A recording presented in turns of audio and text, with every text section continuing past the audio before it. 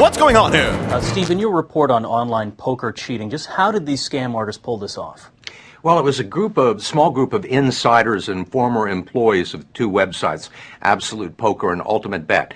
And what it looks like they did was that they got a hold of some sort of a password or code that allowed them to get into an administrative security account while they were actually playing the games. And it allowed them to see everybody's hands, everybody's cards, face up or face down in real time while the game was going on. So in poker, if you're playing and you can see everybody else's cards, chances of winning are pretty good.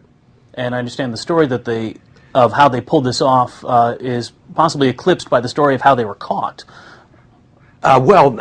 Strangely enough, they were, not strangely enough, but ultimately they were caught by the players who were scammed in the games.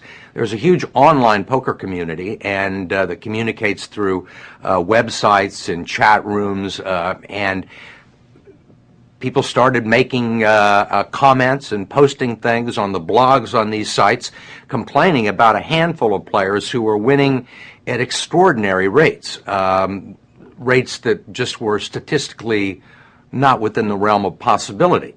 People started keeping track of who was winning, and then they started doing all sorts of online research. There's a program called Poker Tracker, which allowed them to go back and retrieve old hands that had been played in previous games and tournaments. People started doing analysis of them. They wrote away to the site and got a whole list of hand histories. Absolute Poker sent them inadvertently a spreadsheet that had the user account and the IP address of the person that was doing the cheating, and it was traced back to the company. And so they caught these cheaters, but what's happening to them? They stole $20 million or more. Are they being prosecuted? There are no criminal prosecutions that are going on as far as we can tell. One of a half a dozen people has been identified by the Kanawaki Gaming Commission, which sort of licenses and regulates internet poker sites.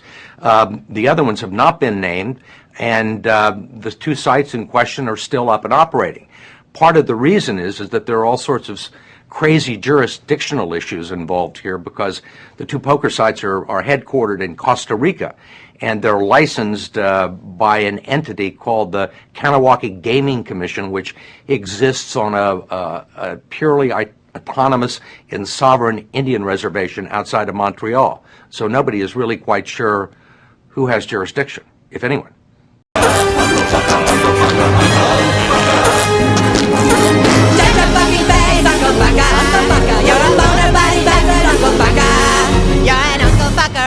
You fucked your uncle yesterday! Uncle Baka, that's U-N-C-L-E. Fuck you, Uncle Baka! Suck my butt.